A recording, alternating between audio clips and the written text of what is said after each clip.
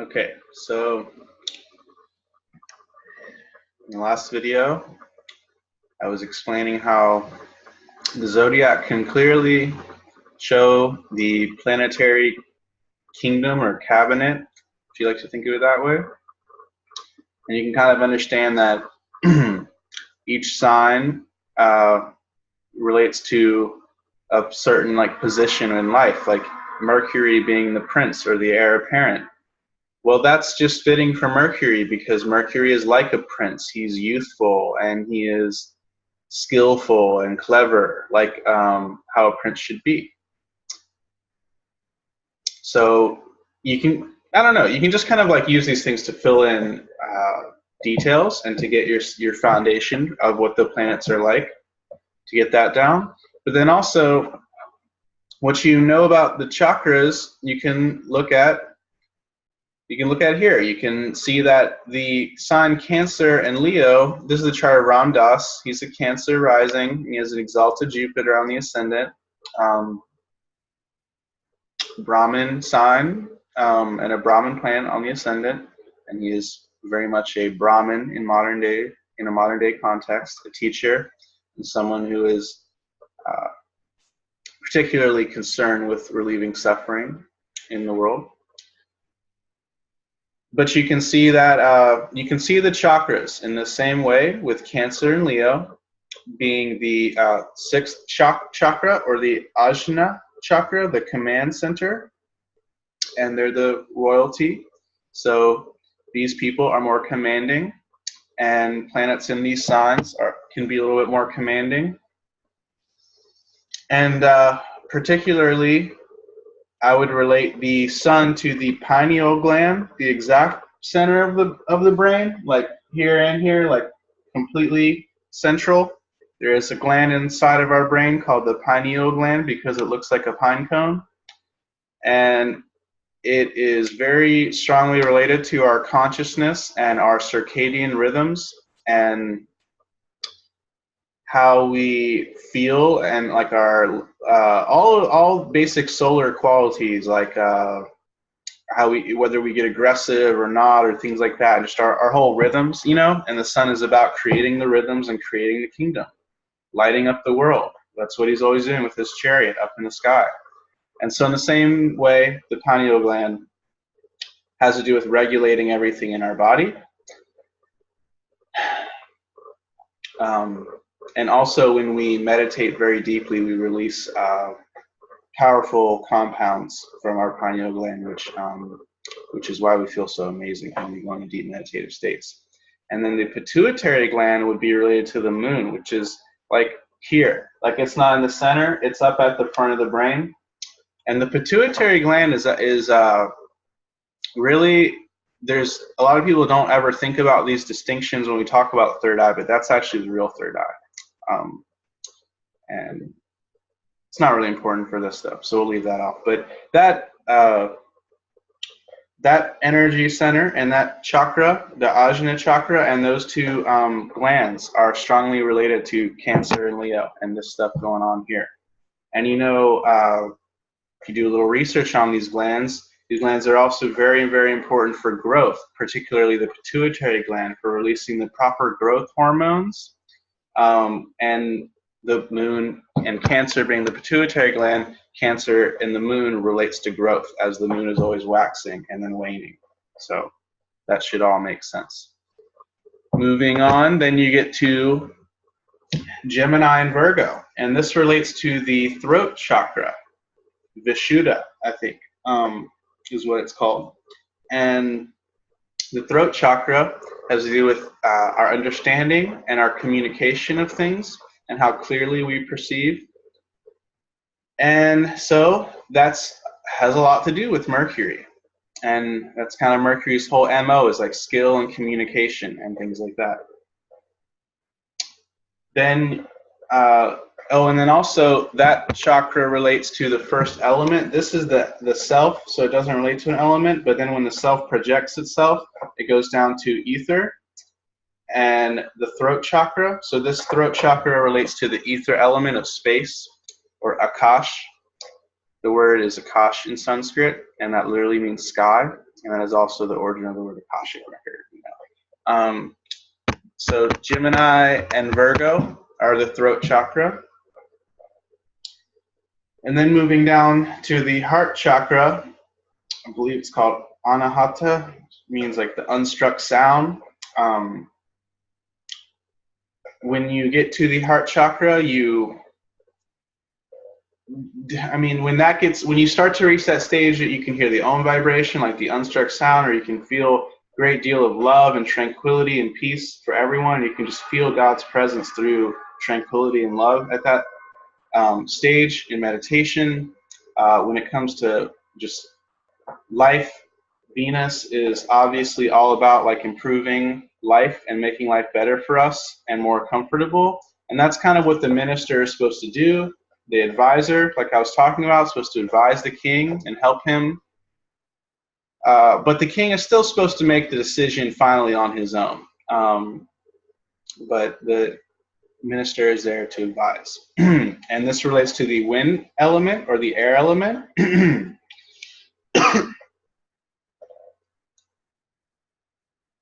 And the air element relates to this chakra relates to air and desire.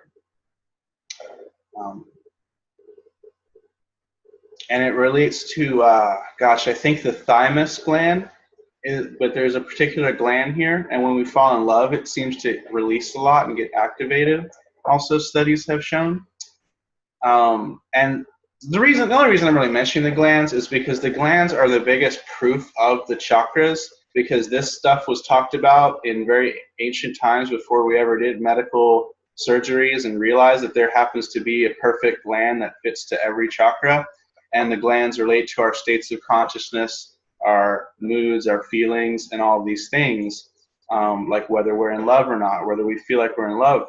And so, and Edgar Cayce even talked about these chakras and these glands like in the early, 1930s and stuff. But this is really like one of the biggest evidence for chakras. And then a lot of stuff when we talk about chakras, just like kind of like, well, you can't really prove that. What does that even mean? A bunch of vague, wishy-washy, new age hippie stuff ends up coming out of people's mouths when they talk about chakras. And I don't want to talk about that, but the one thing that there is real truth to is the endocrine system and the glands in our bodies. So that's why I'm mentioning that. So Venus relates to that element and also has a little bit of a say over the thymus gland. And so that is the heart chakra, like this part of the zodiac is Taurus and Libra. Notice for Ram Dass's chart, he has K2 in Libra. So he has the yogi planet in the sign of the heart. K2 said to be the yogi. This person became a yogi, very much a heart-centered yogi. Probably has to do with that. So you can just see this in a chart, and you don't have to get too technical. Again, you can just know your foundations and kind of get a good understanding of someone. And even with health, especially with health, these chakra arrangements can be very, very critical.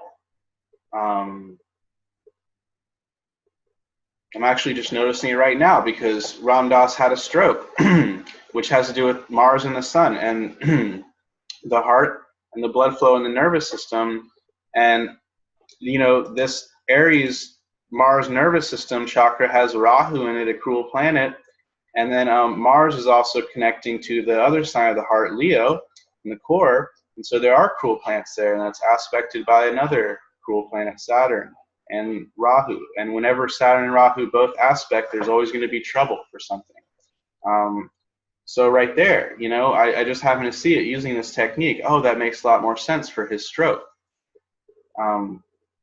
Moving on though, so you can see these things in a lot of different ways. So then Aries, this is the navel chakra, and this relates to the fire element and the adrenal glands, which kick in when we have a problem, fight or flight, that stage of the mind, and that relates to Mars.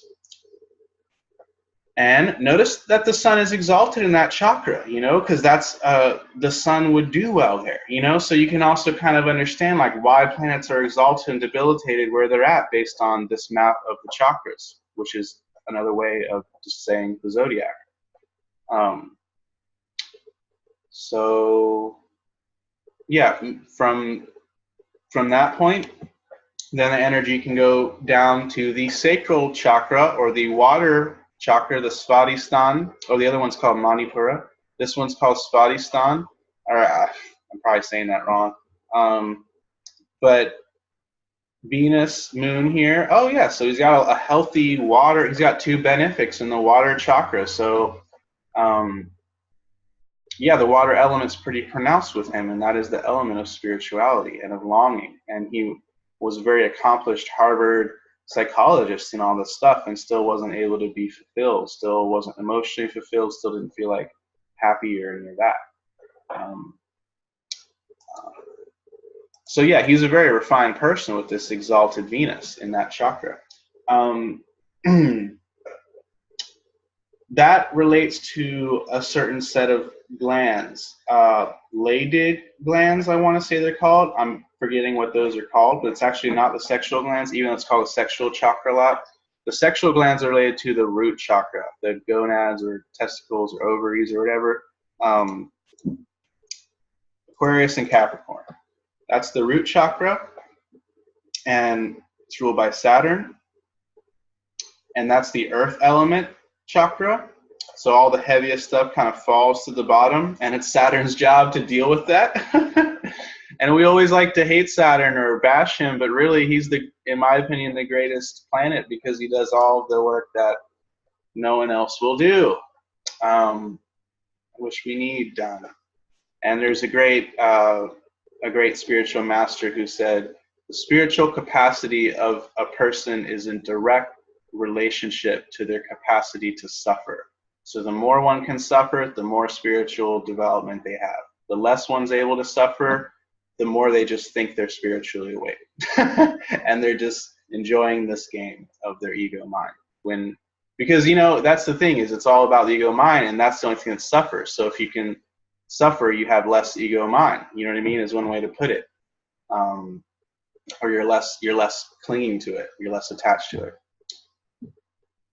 So, like I was saying in the last video, the masses and the common folk and the just everyday people, third world people, just everyday common people you meet, in many ways can be closer to God in a lot of ways, and closer to the truth and the guru and the philosophy, which is Jupiter. And because they're going to the end of the zodiac, you know, these are the last 4 signs. So even though they get the worst real estate on planet Earth, or the signs with the least daylight, like I was saying in the last video, and they're in the lower chakras, but in a lot of ways they're at the end of the zodiac. So they're the ones who are developing wisdom. And then that last sign, Pisces, you know, with Jupiter is very, he's the planet that delights every planet, and whether he gets starved or not, and things like that. You know, it's kind of like Taoism, like, you know, like the highest good is like water, that it seeks the low places, and it doesn't mind, you know, just being on people's level. And in my opinion, a really good guru or counselor or a good astrologer even needs to be able to kind of sink down to your level and meet you where you're at, and not just tell you, just be better, or just do more mantras, or just meditate more, you know what I mean, or just rise above it. Well, if I could rise above it, I wouldn't have come to you for the counseling session. I would have paid $300. You know what I mean? Yeah, of course I'd like to rise above it. That's just ridiculous to just tell someone that, and that be the end of it, you know? I'm not that type of counselor. I'm a very watery counselor. So this is why I've had counseling sessions, been very offended or been very bothered by counselors in the past. People that I greatly respect, but just thought, wow, they didn't handle that very well. They just sort of, they didn't even have any compassion. They just, I'm here, you're there. You need to get up here to my level. And that's not really good. I think that most masters, they don't completely just like lose, they don't have no backbone or anything. They remain themselves, but they're willing to meet you halfway. And because you have to come down to that person's level to help them and to understand them, at least in my opinion, a lot of the time. You know, I mean, every case is different, but that's something that I have noticed. So, Yeah, so this is a really cool way to look at the chakras in the zodiac, and then you just start to understand, like why Jupiter, the guru planet, is exalted in Cancer. Cancer is the third eye, like I was saying. So the guru planet is exalted in the third eye. That makes so much sense now. Yeah, I did a video about that, about Jupiter and pranayama too, which relates to this. You can Google that. It was with this Dr. Rishi's channel. It wasn't just on my channel. Or you can see yeah, well, why does Saturn rule the root chakra, and why does he do good there? Well, yeah, because Saturn's a planet of bearing burdens and just hanging in there and suffering, and that's that, you know, the root chakra is like wintertime. That's when you just need to hang in there. If you didn't grow enough food, you would starve then, you know, or you would just have to fast or just hang in there and be tough. And that's Saturn's job. So we can so all this connects to the chakras, and now everything, if you've studied yoga or any other chakra stuff, you can now hopefully connect these things and get more understanding. Okay, thanks you guys.